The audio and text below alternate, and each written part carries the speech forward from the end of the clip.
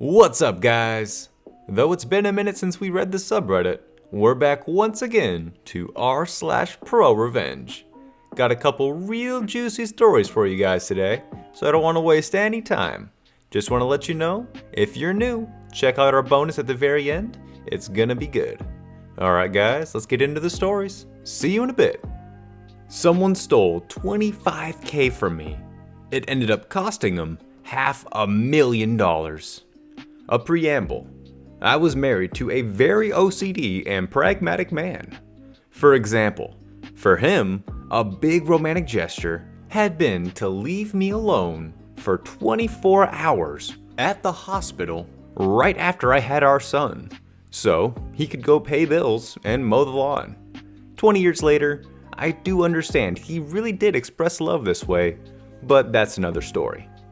I was in dire need of physical contacts because he'd never touched me, unless he wanted very bland sex, and also never even kissed me. The story's not about him, it's only a preamble. So I divorced him. Not just for what's above, mind you. I wrote about it to explain the state of mind I was in when I met this other person we'll call PS. PS was the total opposite. He was very in tune with his emotions. He was very, very intense. This will be important later. He really expressed love like I thought I needed. On our first date, the waitress asked how long we had been together, since he was so into me and touching me. He made me feel amazing. He had a huge house and a rather flashy lifestyle, so I assumed he was really well off. He told me he owned a car wash and a phone marketing company. Fast forward a bit. At this point, we'd been dating for about a year, and he just asked me and my son to move in with him. I wasn't 100% sure, but he prepared the room for my son nonetheless. As I started spending more time in his house, still keeping mine, I also started to see strange behavior.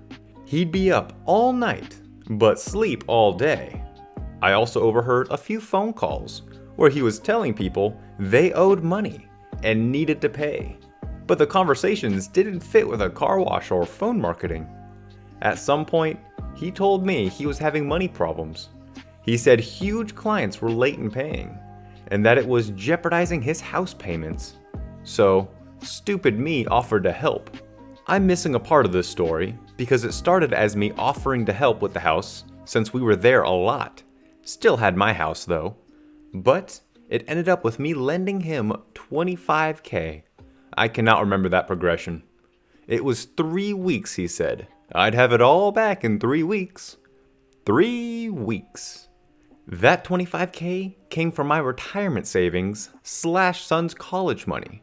So I had to pay a fine to access it. It's also money that took me 10 years to put aside. That money was very important to me. During those 3 weeks, I went out to have drinks with my friends and found him on a date with another woman. I saw him French kissing another woman. I said nothing, went to his house, packed my crap, and left. So anyways, I thought he'd be an adult and would still give me the $25K the end of the 3 weeks. Big mistake. Someone I knew told me he was glad I left and proceeded to tell me about him. He said PS was a junkie, hooked on GHB, hence why he was so intense and so into his emotions. That also explained the erratic sleep / night patterns. But the final blow was when he told me that PS was also a con man, a specialist in defrauding older people by phone, his so-called phone marketing company. In the beginning, I wasn't sure I believed it, but then bits of what I've overheard in the last year started to make sense, and I realized it was all true. Back to this later. I tried having my money back many different ways. None worked. I was at the end of my rope, and since it was my year post-divorce, and during the 2008-2009 economic crash as well, I was poor as hell. So this is what I did. First, he had given me access to pay bills online, not to his bank accounts, but to his emails, So I was able to investigate all his accounts with the same password. I printed/screenshot every bit of information relating to money.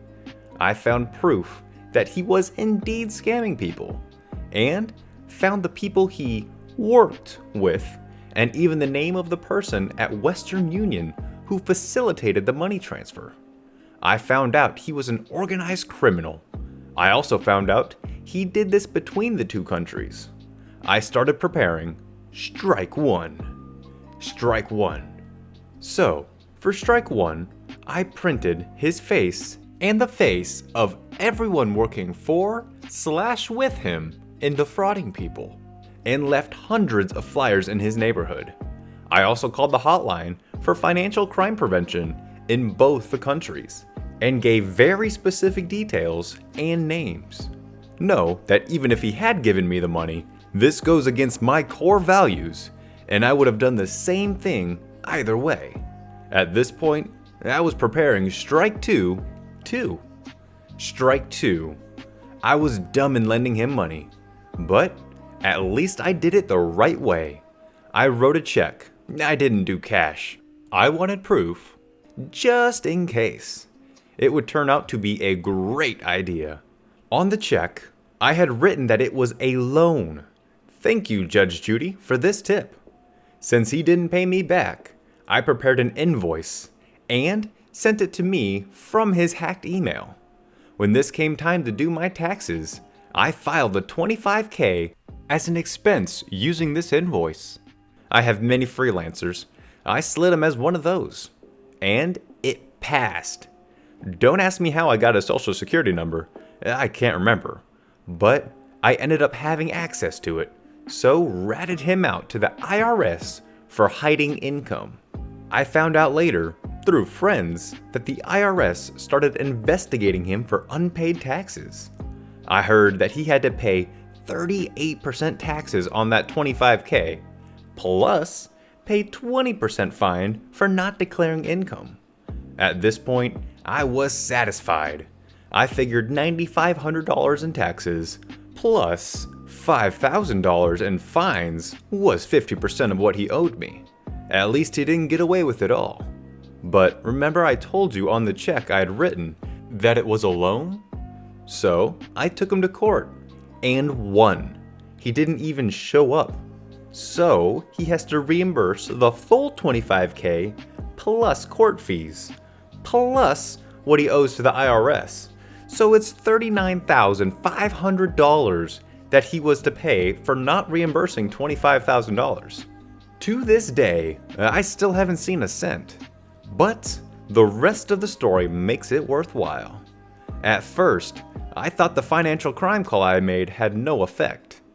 Well, it's now the cherry on top. What I didn't know at the time is that the IRS would team up with Wire Fraud Division and look at everything he did. They were not able to catch him on wire fraud, but since the house he had did not fit with the money he was declaring, they got him on tax evasion and gave him a certain delay to pay back taxes. I heard it was only 3 months, but I don't know if it's accurate. They got him good. They end up freezing his accounts, and he lost his house. The bank foreclosed it, and his debt to the IRS is still open. We're not in the US, so he won't go to jail for this, however. But my $25K that he did not want to repay ended up costing him over $500,000. And since you cannot go bankrupt for a debt you owe to the government, I'm happy to tell you that at 40 years old, he had to move back with his parents and ask for welfare, and will probably be paying this for the rest of his life. The story's not finished, however. I just learned that he now has a job as a concierge in an apartment building of his parents. So, I'll be contacting the court to have the money he owes me taken directly from his pay. The thing is, he has no idea I'm the culprit of all his bad fortune, and he recently sent me a message telling me he misses me and that I was an angel for him, and he regrets what he did. Well, not me, loser. Not me. Never piss off an imaginative man. This wasn't my act of revenge. I just happened to see some of the fallout. I was, however, really impressed. My cousin was getting married, and not having ever been to a wedding at her denomination, I went to the wedding rehearsal to make sure that I knew what to expect. I arrive in the church's parking lot, quite a large lot, to see a man shouting at a police officer who was telling him that the police could not and would not get involved, and that he could always seek civil remedies. Having parked and being quite noisy, I took a closer look. A white van, a transit I recall, had been parked in the middle of the car park over several spaces, and from the lettering, it belonged to a small builder. Now, this car park is clearly marked up as being private property and for church users only. Parked closely around the van so they could block it in completely were around 10 other cars. It was going nowhere. Being early, I entered the church and was greeted by the minister. We got to chatting, as you do, and I asked him about the van. He told me it belonged to a local builder who, over the course of several months, had acted as if the car park was his private property and would always park inconveniently for other users, and had been known to just dump building rubble across the back fence, leaving it for the church to clear away. Apparently, the minister had spoken to him and asked him to be respectful of his congregation, and had been rudely asked, "What the F are you gonna do about it?" Now, this church had a very good choir, who every year went on a 2-week tour, and this year they were going to Germany to sing in other churches of the denomination.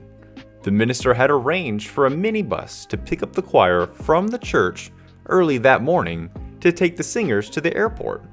When the choir members arrived, he asked them to park all around the van, and then cheerfully told the builder that they would be back in 2 weeks.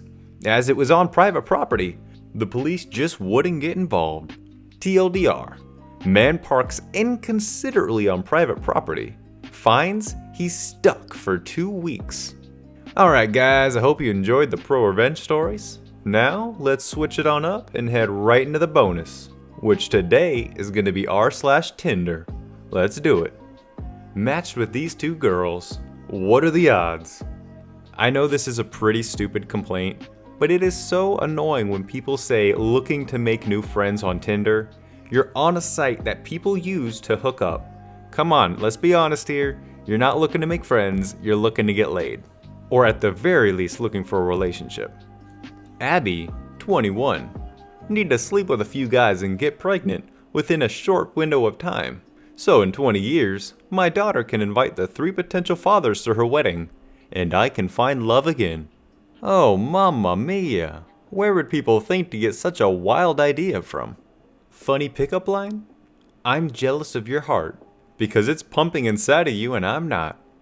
Alright, I'll give it to you, that's funny. But it's not a pickup line, that's just disrespectful. I didn't mean to be disrespectful, it was just a joke. It's only a joke if both people find it funny. But you said it was funny in the text above? Oh man, you dodged a bullet there. A super oversensitive bullet, good God. 9 out of 10 real women would recommend Dave to a friend. You know, with every message this guy gets, they always say, "Ooh, sorry, I'm actually the 1 out of 10. Alright guys, that's gonna wrap it up for the day. Hope you enjoyed the video, and I will see you again in the next one. Peace out.